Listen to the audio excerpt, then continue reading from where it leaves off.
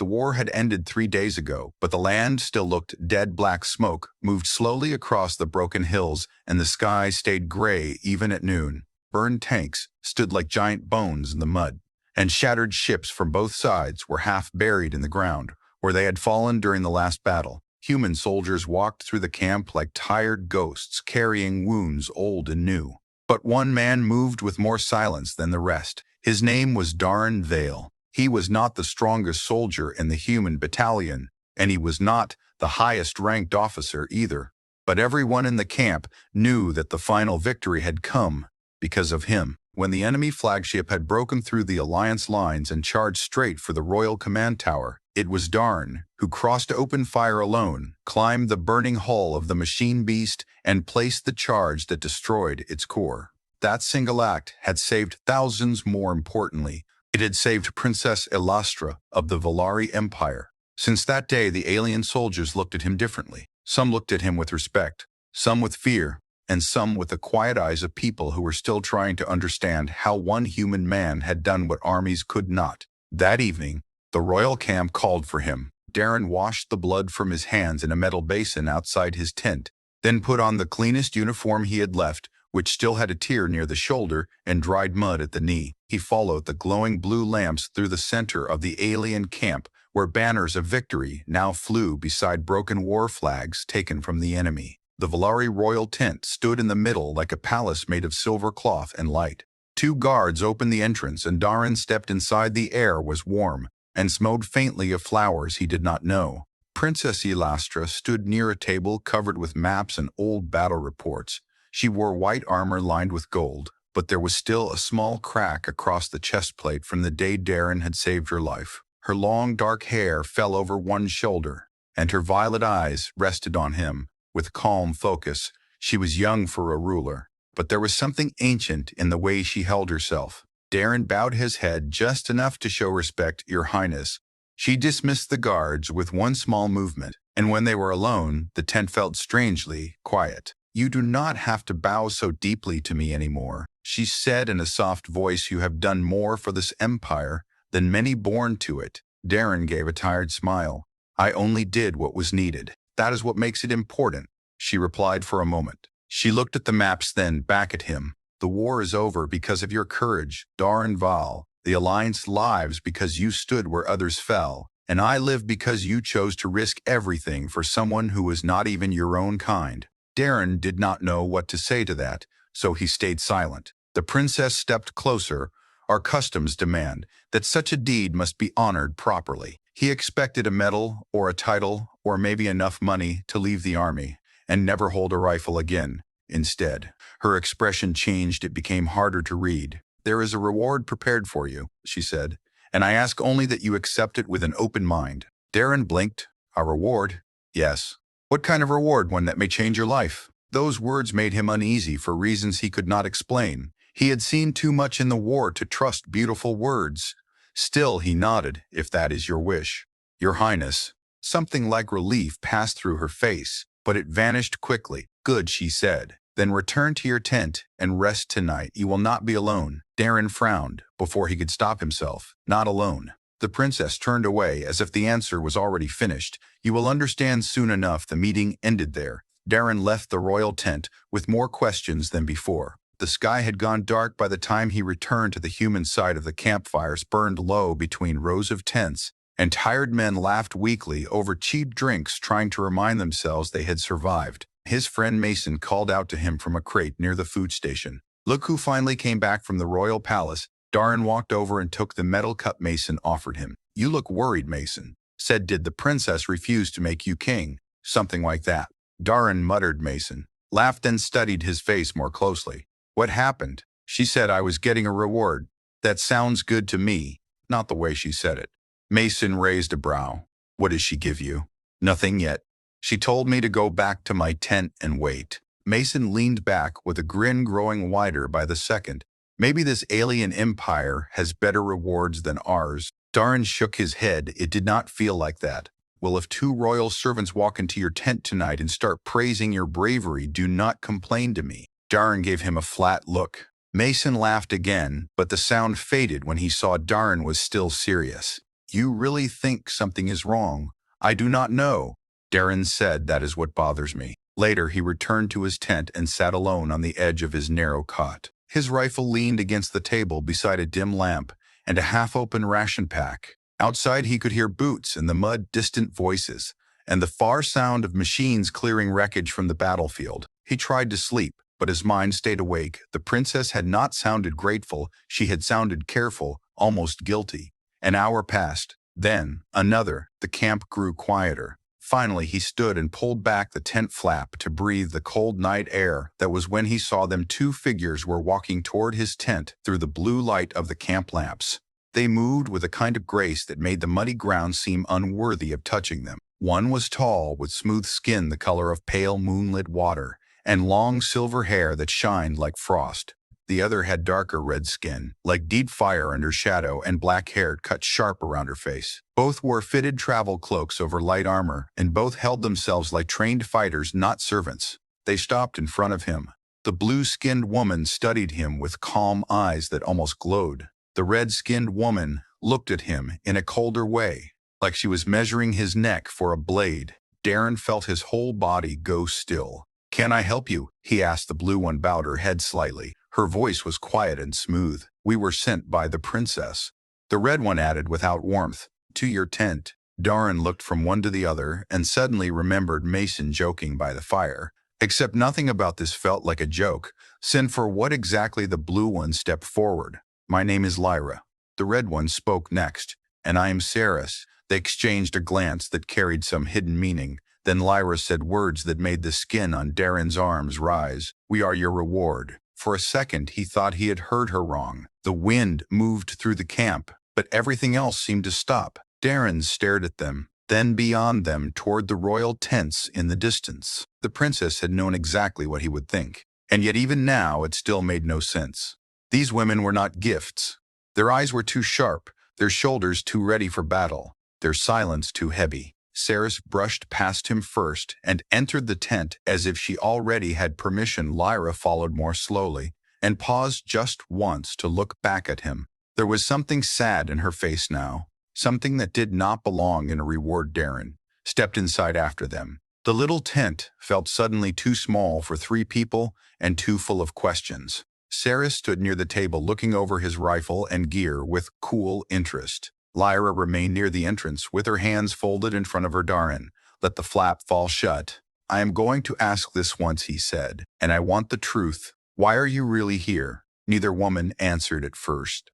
The lamp flickered between them. Then Lyra said in a low voice, "Because the war is over." Saris finished the thought, and the real danger can finally begin. Darren felt a chill move down his spine. He no longer believed for one second that they had come as a simple reward. Whatever this was, it had started long before tonight, and somehow he had just stepped into the center of it. Outside the camp celebrated victory. Inside the tent, a new story had quietly opened its eyes, and Darren knew with sudden certainty that the war he had survived was only the first storm. For a long moment, no one spoke.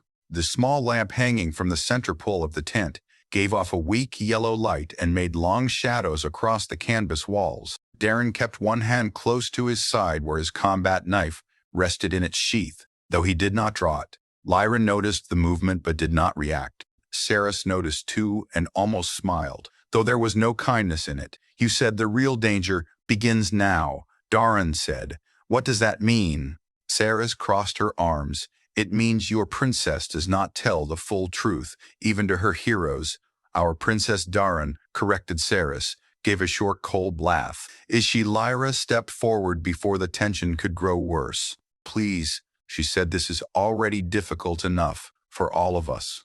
Darren looked at her more carefully now. Under the calm shape of her face and the neat order of her clothes, there was exhaustion in her eyes, the kind that came from fear, held in silence too long.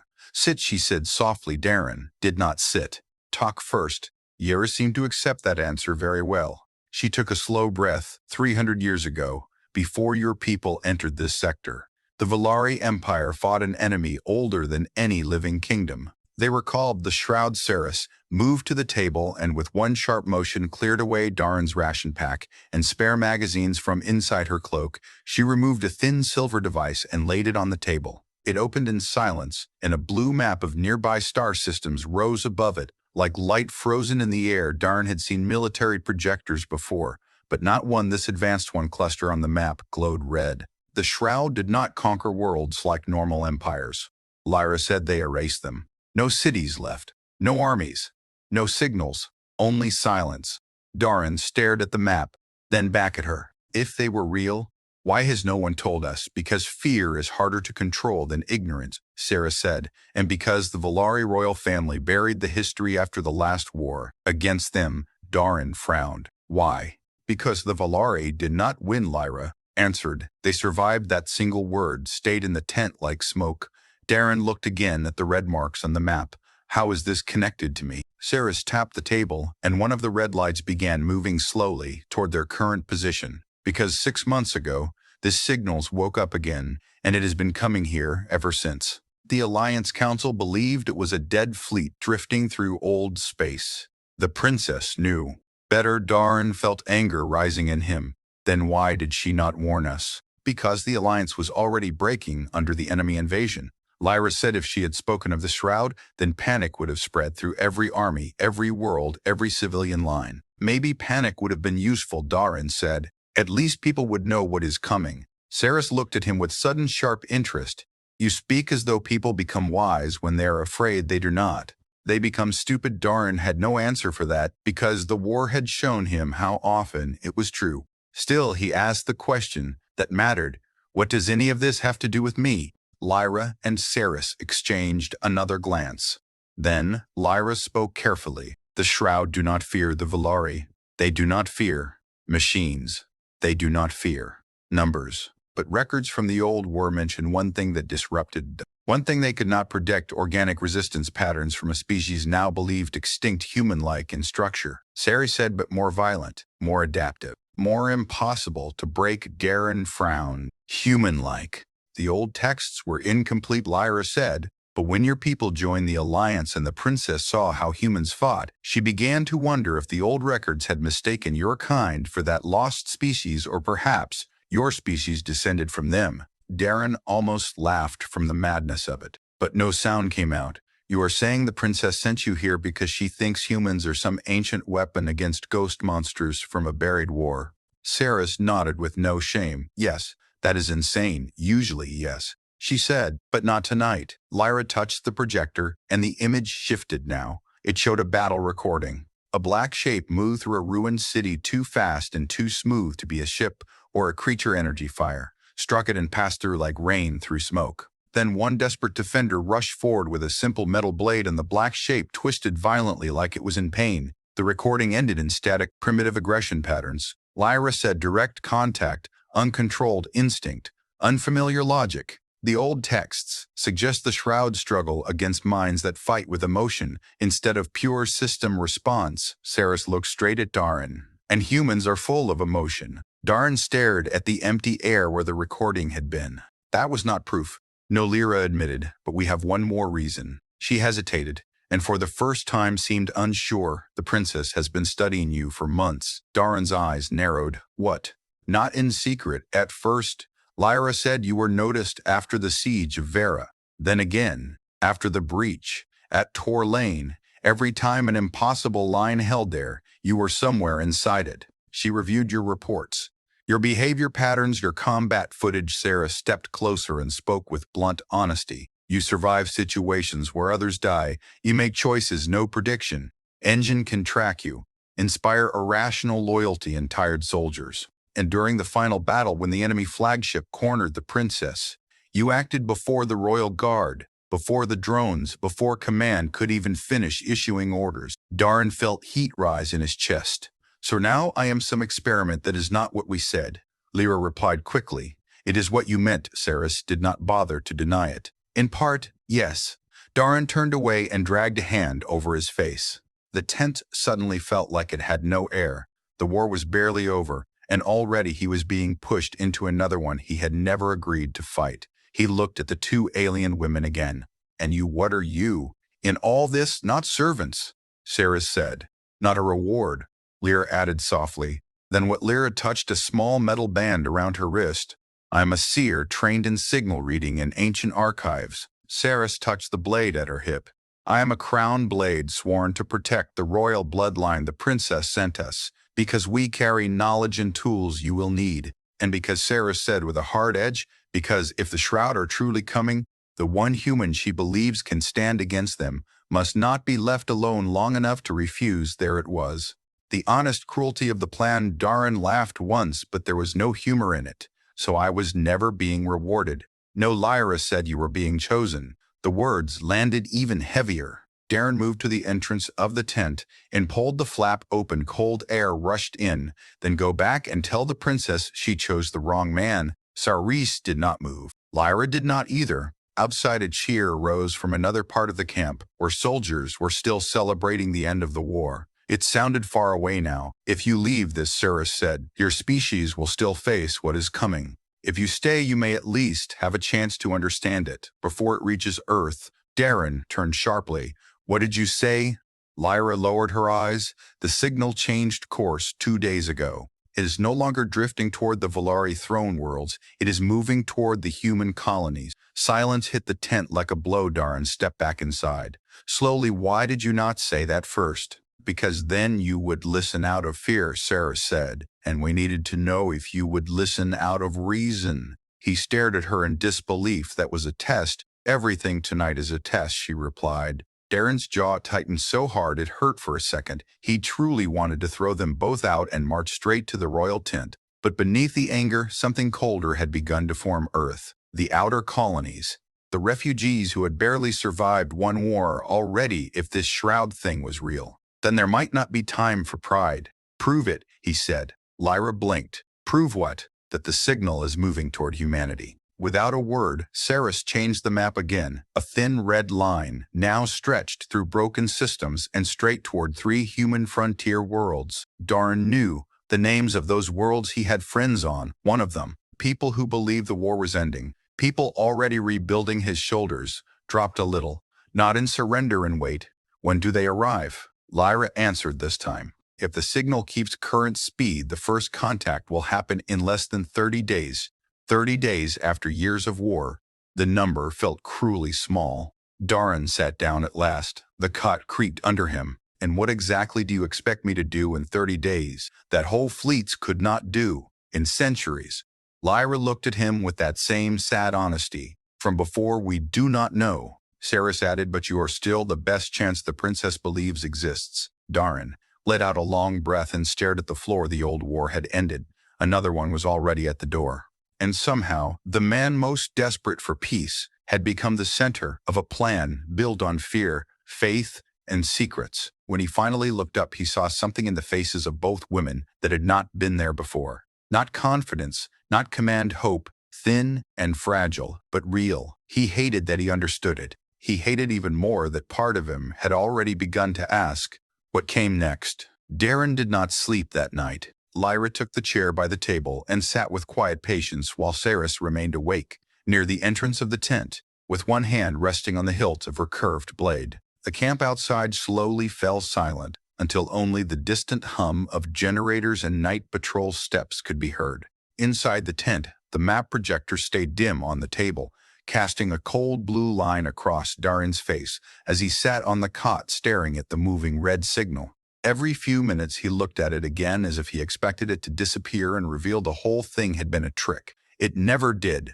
Just before dawn, he stood. Both women looked at him at once. We are going to the princess, he said. Saris rose. Immediately? Good. Lyra stood more slowly and studied him. Are you certain? No, Darren said, but I am done listening to half-truths in my own tent. The royal guards tried to stop the 3 of them at first, but the moment Sarah showed the black crest hidden inside her cloak, their resistance ended. They stepped aside and allowed them through. Inside the royal command tent, Princess Elastra was already awake. She stood beside a long window panel of clear crystal looking out over the pale light of morning spreading across the ruined field. For a moment, Darren wondered if she had slept at all since the final battle.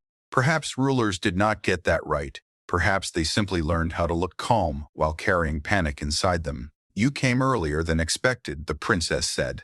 Without turning, you knew I would come. Darren answered. Now she turned. The crack in her armor was gone, and she wore a dark robe instead, simple by royal standards, but rich enough that even Darin could tell it carried meaning. Her eyes moved to Lyra and Ceres, then back to him. And now you know some of it enough to understand that you sent 2 armed women to my tent and called them a reward. Something sharp crossed her face, then faded into tired control. If I had called them what they are, you may not have listened. Darin stepped closer.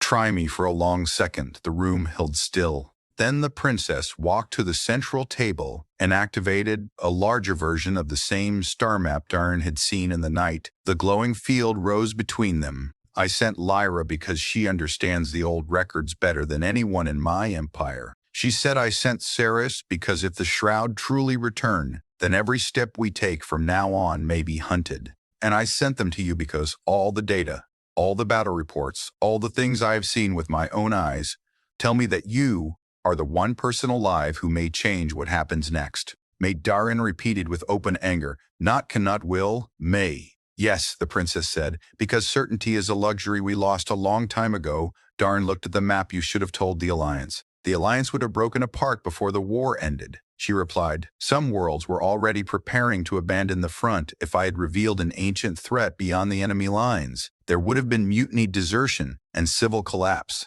Maybe no, she said quietly. Definitely. Lyra lowered her eyes as if she had heard this argument before. Darin turned back to the princess. Then tell me the whole truth now. The princess rested both hands on the edge of the table. The Shroud are not an empire in the normal sense. They do not want land or resources or rule. They move through systems and strip away organized life. They erase.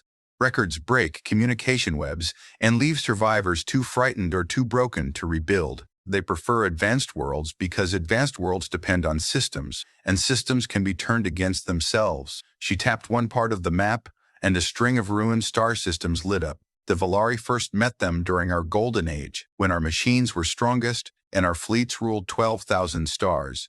We believed nothing could threaten us.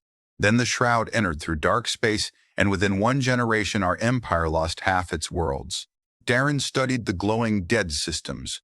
How were they stopped? The princess answered with painful honesty. They vanished on their own after suffering unexpected resistance on 3 frontier worlds occupied by species listed in our records as chaotic biological cultures, primitive, Ceres said, but violent in ways no prediction engine could manage. The princess nodded. The archives suggested the Shroud could infiltrate command structures, absorb patterns, and turn coordinated defenses against themselves. But they struggled against species whose combat behavior was emotional, irrational, and adaptive. Darin gave a dry look. That sounds like a very polite way to describe humans. A faint, almost guilty smile touched the princess's mouth. Perhaps he did not smile back. And because of this, you decided to what? Send me toward them, and hope I become a miracle. Not just you, she said. And not hope alone. She activated another layer of the projection. 3 symbols appeared around a central point. 1 represented Lyra, 1 Ceres, 1 Darin. These are old bond diagrams, the princess said, from the last war. The records speak of triad units built around a central human-like combat node, linked with 2 specialized support carriers, 1 for signal translation, 1 for kinetic protection. Lyra's voice was low with careful wonder. When the triad operates as one, the Shroud lose clarity of pattern. Darin stared at the symbols, then at the women beside him. That is why them. Yes, the princess said. Lyra reads signal distortions. Ceres holds the line against direct assault, and you break patterns. Darin folded his arms. You say that like it is a science. It may be, she answered. Or it may be faith with better language. That answer surprised him, because it sounded real, too real for a ruler trying to manipulate a soldier. Still, none of this explained the choice of presentation. You could have simply ordered me here, he said. The princess met his eyes fully now. And what would that have made you? My weapon? He said nothing, because that was exactly what it would have made him. The princess went on. After this war, after everything your people have sacrificed, I would not begin this next path by placing chains on you in public. So instead you dressed it as a reward in private. Her face tightened. Yes. Ceres glanced at Lyra, but neither spoke. Darin had expected excuses. Instead, he found regret. It made the anger harder to hold.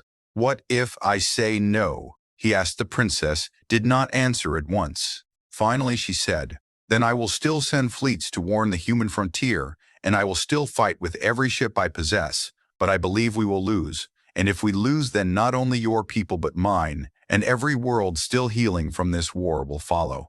The words were not dramatic. That was what made them. Heavy Darren moved away from the table and toward the crystal window. Outside, he could see human engineers working beside Valari drone teams, clearing the wreckage of victory from the field only yesterday. That picture would have meant peace. Now, it looked like a pause.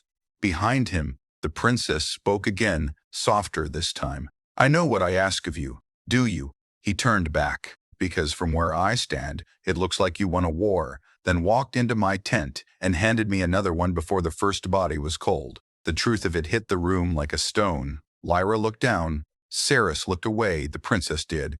"Neither." "Yes," she said, "and I hate myself for that more than you do." Darren stared at her in that moment. He finally saw past the crown and the polished calm. She was afraid not for her throne, for everything, for worlds, not yet burning, for people who still believed the hardest days were behind them. That did not erase his anger, but it changed its shape. "What happens next?"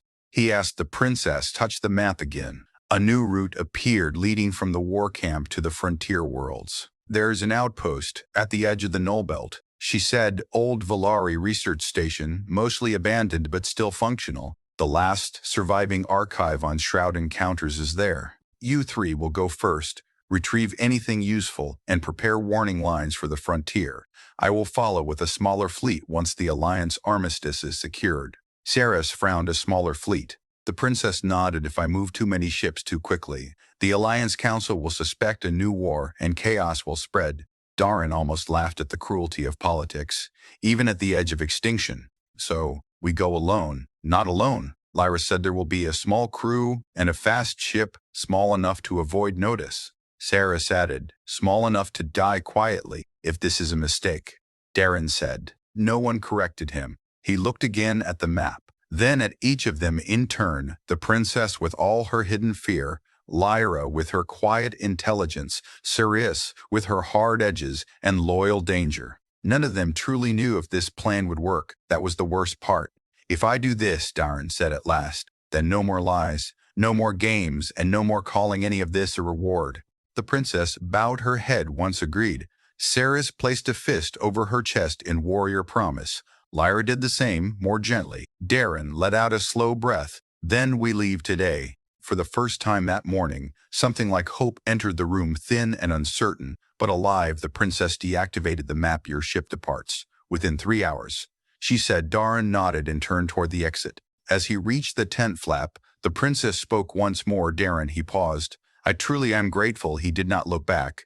"Then make sure gratitude is enough to save us all." And with that, he stepped out into the broken morning, where victory still hung in the air like an old song, while far beyond the sky something ancient kept moving closer. The ship waiting for them was not a royal cruiser or a human war transport.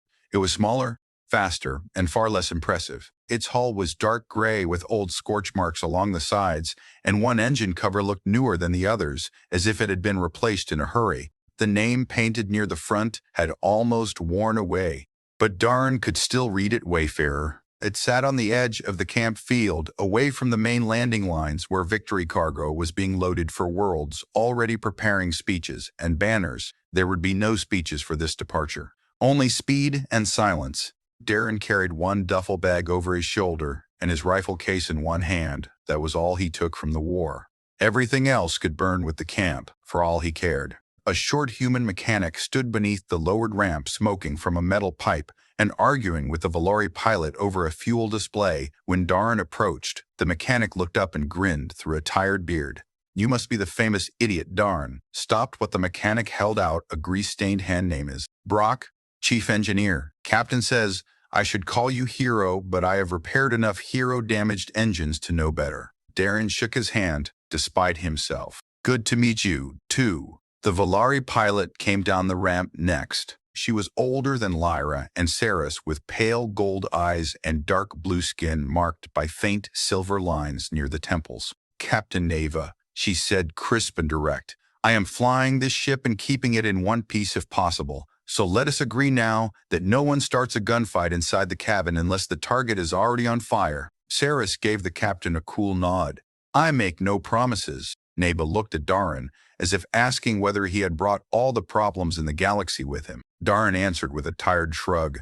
That is more or less the mood. Within minutes they were aboard. The inside of the Wayfarer was narrow but clean enough. The main cabin held 4 crash seats, a long console, and a small common table bolted to the floor. Toward the back were 2 sleeping compartments, one tiny medbay and a cargo section full of sealed boxes marked with old military codes. Lyra paused at the cargo door archive cases, she said quietly. Naiba nodded. The princess ordered everything remotely useful. Loaded before dawn, Saris inspected every corner as if expecting assassins in the ceiling panels.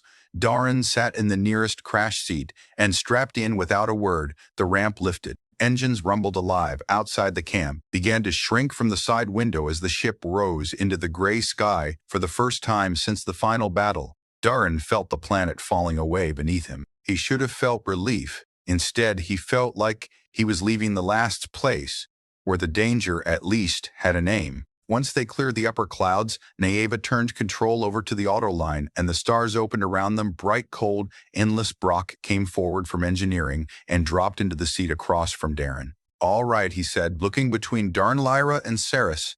The captain told me very little, which means what we are doing is either illegal, suicidal, or royal. Darin stared at him. Probably. All 3. Brock nodded. Fair enough. Lyra activated a small holo pad and brought up their route. The Nullbelt station is 2 jumps from here, if the drives hold, and no one tracks us. Brock snorted with the state of this ship.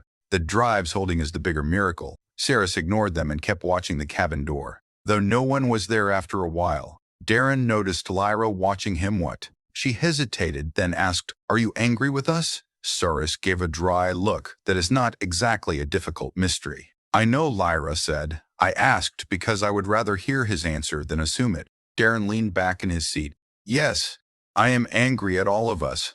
Lyra nodded, as if that was fair.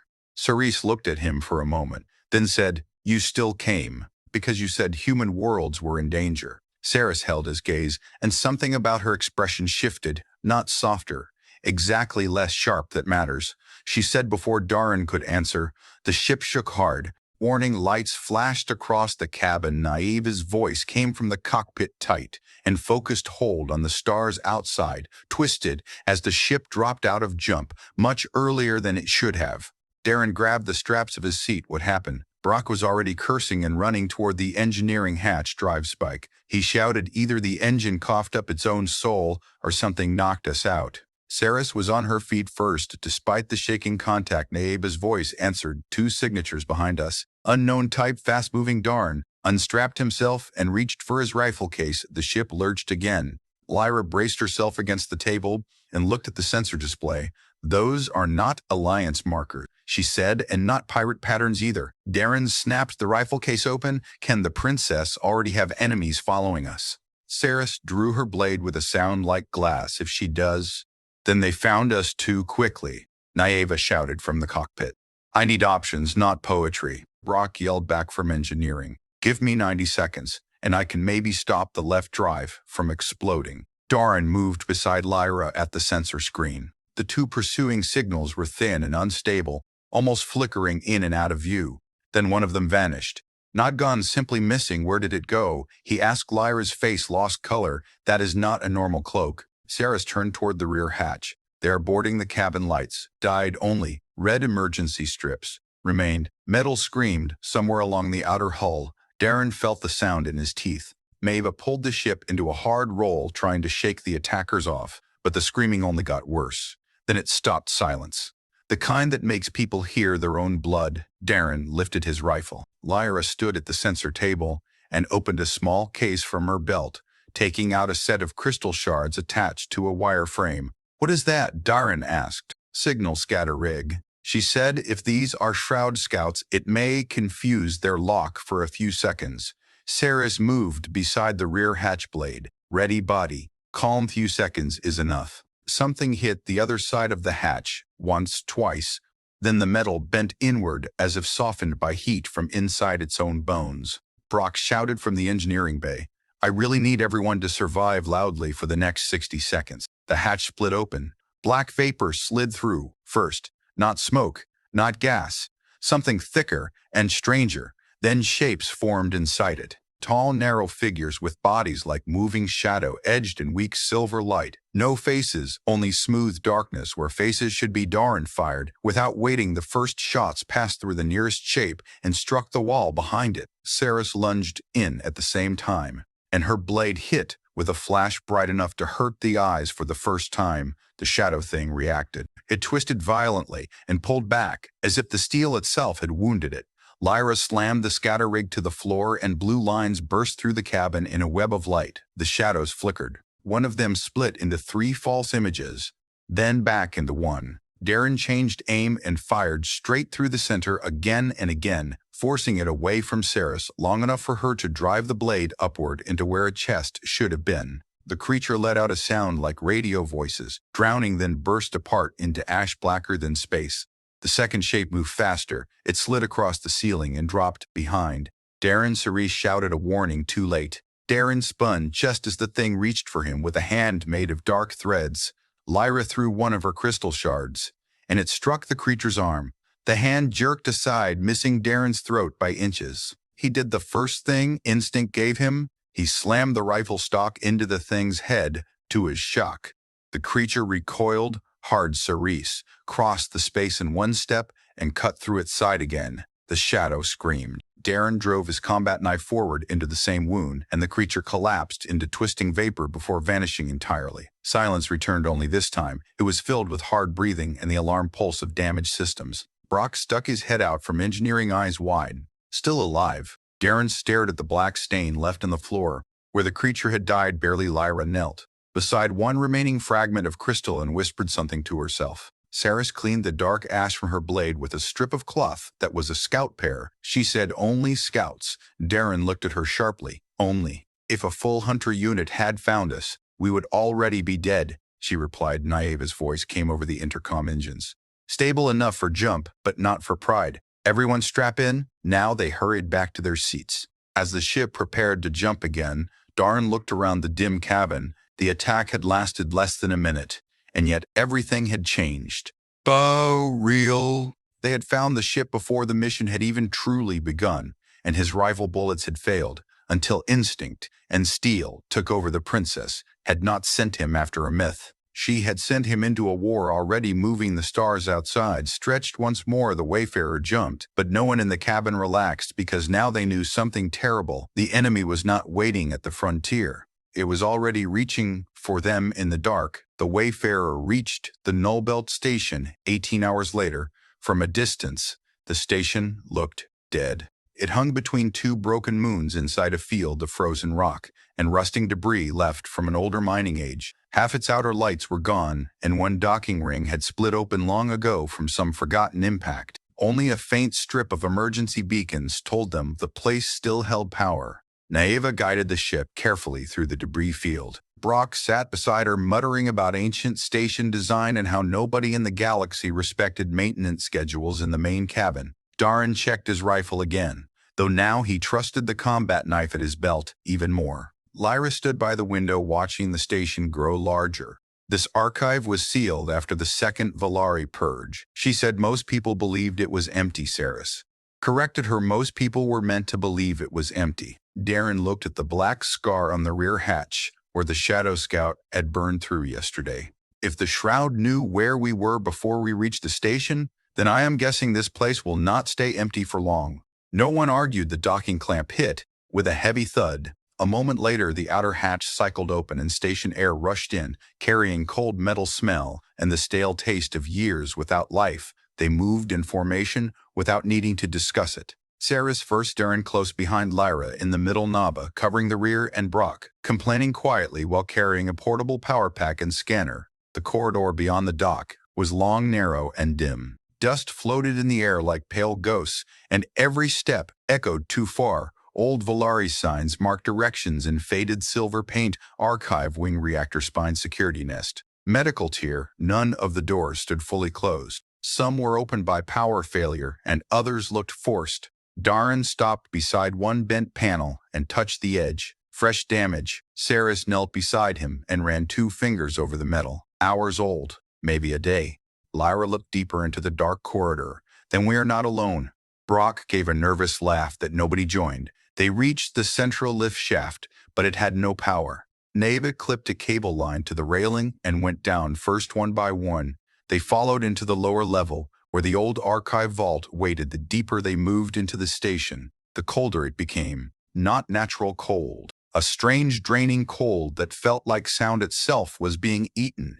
Darren noticed the others felt it too. Lyra's hands shook once before she hid them in her sleeves. Saris grew even more alert, every muscle ready. When they finally reached the archive door, it stood open. The thick circular seal had been cut from the outside with impossible precision. Darren raised his rifle. After you, Saris said. He gave her a look. You are very kind. I know. They entered. Rows of suspended data pillars filled the chamber, each one glowing faintly blue, except for several at the far end that had gone black. In the center lay the body of a station keeper, Valari male, elderly by the look of him. No blood, no visible wound, only a face frozen in fear.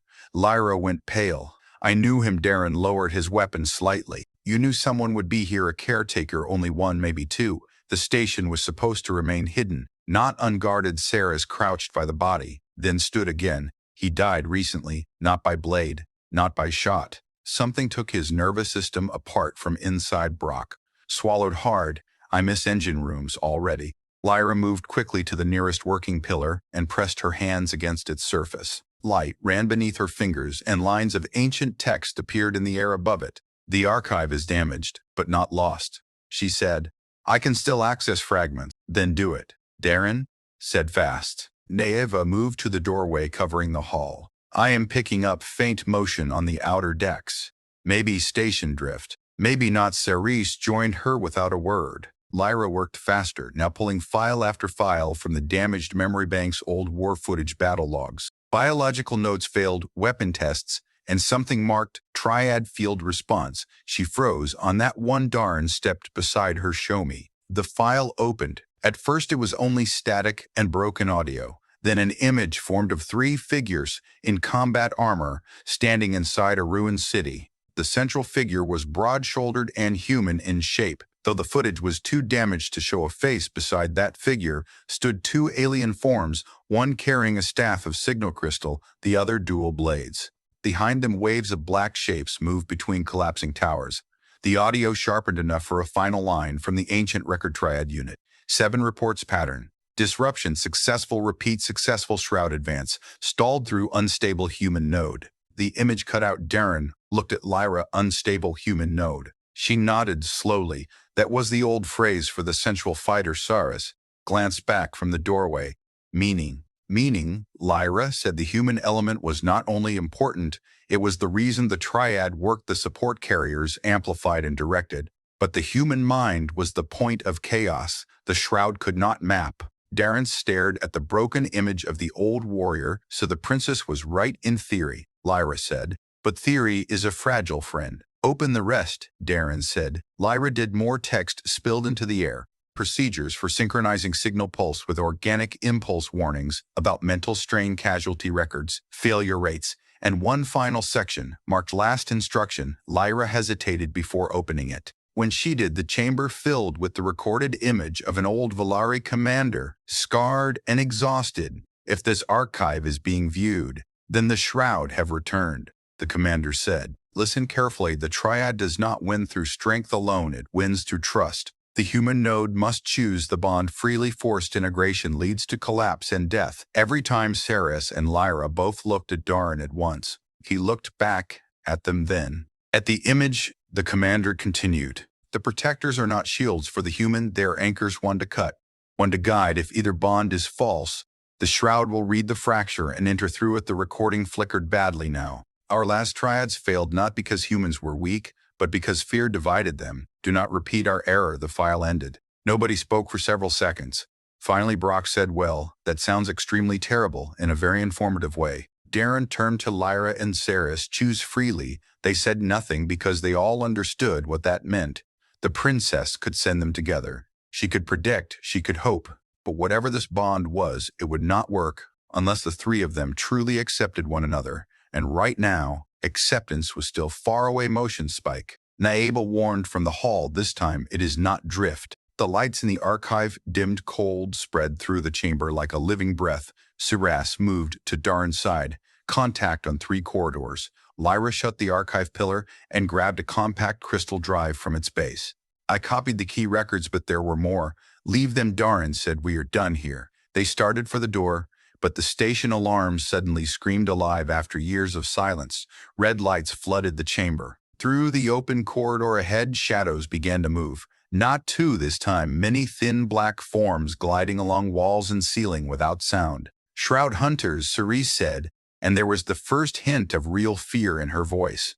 Naeva opened fire from the doorway with a pulse carbine. The blast slowed the front shapes, but did not stop them. Darren stepped into the line beside her and fired short, controlled bursts, forcing the nearest hunters back just enough for Saris to strike when they closed. Her blade flashed again and again, each hit sending out silver sparks through the dark. Lyra slammed both palms against the copied crystal drive and sent a wave of blue distortion down the corridor. The shadows shook as if reality itself had shifted under them. Move, Darren shouted. They ran the corridor behind them, filled with pursuing shapes, and the alarm screamed overhead like the station itself knew it was dying. Brock nearly slipped on the ladder shaft, but Nava caught his arm and dragged him up. Cirrus stayed at the rear, cutting down anything that came too close while Darren covered the angles she could not reach. One hunter leaped from the side wall, straight at Lyra.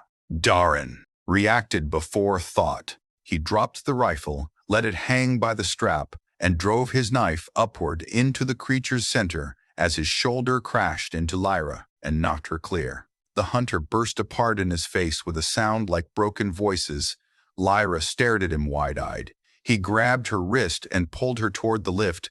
Go! They reached the docking corridor at full run. The Wayfarer's hatch stood open. Naeva keyed the remote seal while yelling at Brock to power engines. Now, not later. Now, the moment they were inside the ship, Darren hit the emergency close switch. The hatch sealed just as 3 shadow hunters slammed into the outer hull. Nava launched without full release, and the ship tore itself free of the docking clamp in a shower of sparks. Everyone crashed into seats or walls as the Wayfarer spun into the debris field through the side window. Darren saw the null belt station growing smaller behind them. Then it darkened all at once, not exploded, emptied. Its lights went out from end to end, and the whole station became a black shape, drifting cold among the stones. Brock stared at it from engineering feed. They killed the power. Lyra gripped the crystal drive in both hands like it was the only solid thing left in the universe. No, she whispered. They fed on it. Darren sat down hard, breathing fast. The archive was gone, but the message remained.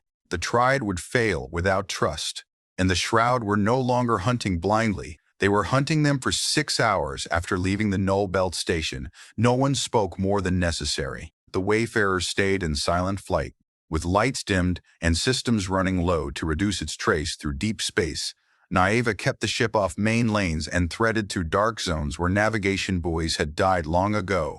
Brock worked on the damaged rear hull and cursed at every tool in 3 languages. Ceres cleaned her blades in the common cabin and said nothing at all. Lyra remained at the table with the crystal drive from the archive connected to a portable reader slowly unlocking its contents. Darren sat alone near the side window and watched empty stars slide past. The silence was not peaceful. It was heavy with the shape of everything they had learned. The Shroud were real. They were fast.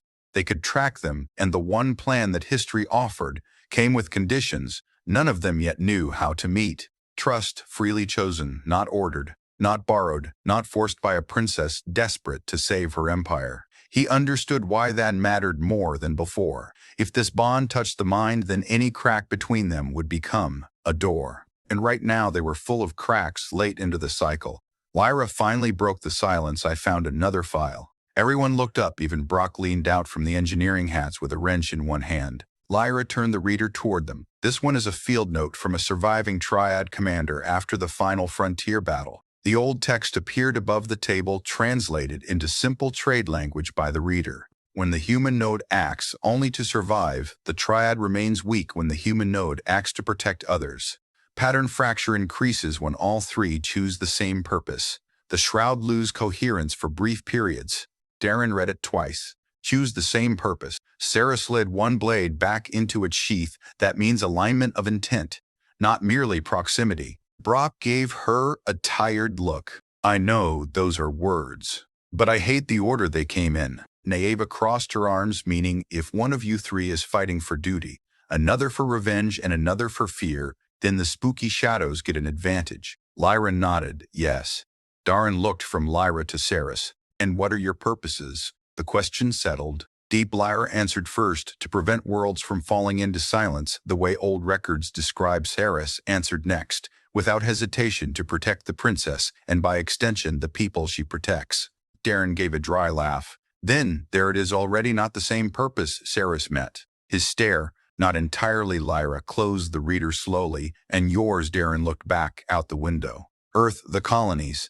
The people who thought the war was ending. He thought of soldiers laughing beside low fires in the camp 3 nights ago, of mechanics rebuilding ships for civilian transport, of children on frontier worlds waiting for parents to return home alive at last to keep my people alive. He said no one answered because there was nothing weak in that reason, and nothing simple about it either. The ship alarm chirped once. Naeba moved to the console and frowned. Incoming tight band transmission. Coded royal priority. Saris straightened instantly, put it through. A flickering image of Princess Elastra appeared above the console. The signal was weak and filled with static, but her face was clear enough. She looked worse than before, more tired, more alone. I have little time, she said. Alliance channels are collapsing faster than expected. 3 frontier relays went dark this morning. Darren stood. Which worlds? The princess named them. 2 were human colony routes. The third was a mixed trade station that linked half the sector. Brock swore under his breath. The princess continued, I am moving what forces I can, but many council members still believe the disturbances are leftover enemy sabotage, not a new threat, because telling the truth worked so well the first time. Darren said. Pain crossed her face, but she kept going. I am sending updated coordinates for a human defense world called Bastion. Reach if any system can survive first contact long enough for us to act. It is that one. Naeba entered the route at once. How long? Until the princess asked. Less than a day if the drives hold. Brock lifted the wrench without looking up. They will hold out of fear. The princess turned her eyes to Darren. The archive, what did it say? He glanced at Lyra, then answered it. Said the triad only works if the bond is freely chosen and built on trust for the first time. The princess seemed truly shaken.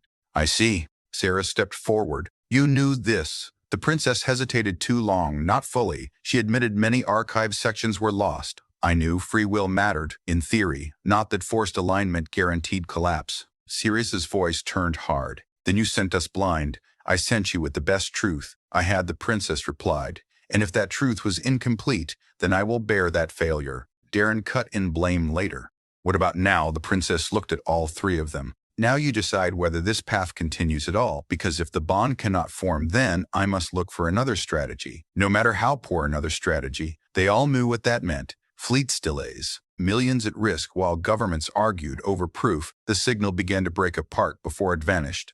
The princess spoke one last time. Whatever you choose. Quickly then, she was gone. The cabin fell silent again, but now it was sharper, more urgent. Naeva returned to the controls.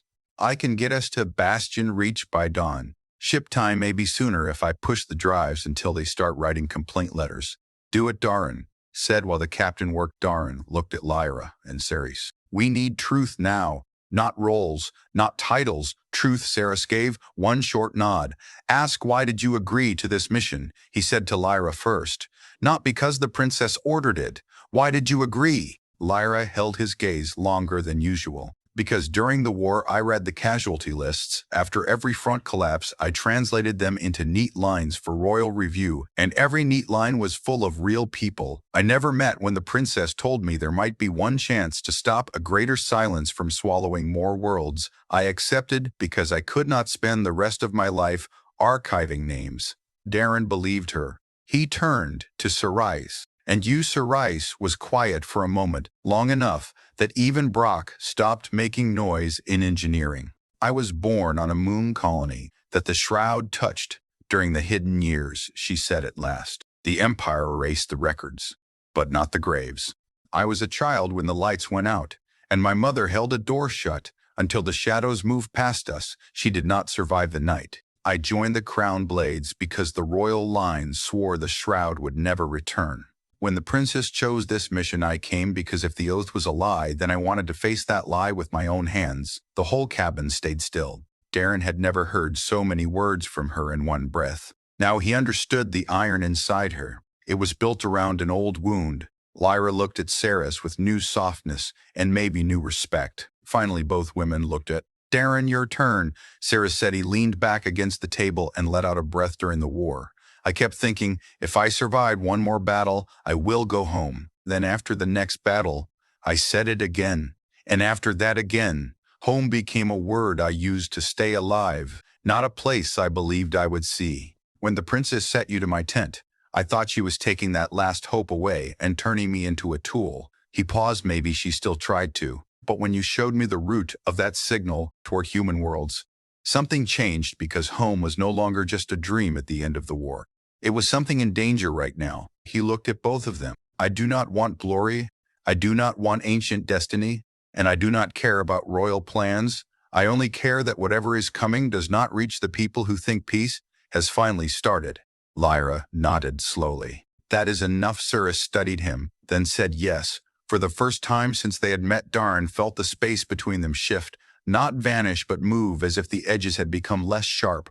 Lyra picked up one of the remaining signal crystals from her kit. In the archive notes, there was a calibration exercise. She said, simple but intimate. The triad shares direct neural pulse across touch and stated intent.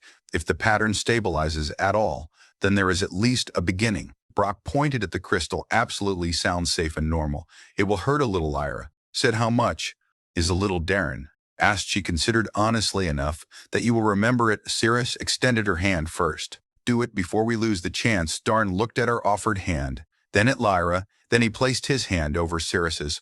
Lyra placed hers above both. The crystal lit. At first Darren felt only cold, then a rush. Not images exactly, but impressions. Lyra's mind, like waves of light and old sorrow, shelves of names never forgotten. Saris's mind, like iron fire and a door held shut by bleeding hands. And through it both of them touched his own memories of mud fire, empty helmets on a battlefield, and a distant planet called home, hanging blue against darkness. The pain came next, bright and fast. All three of them gasped.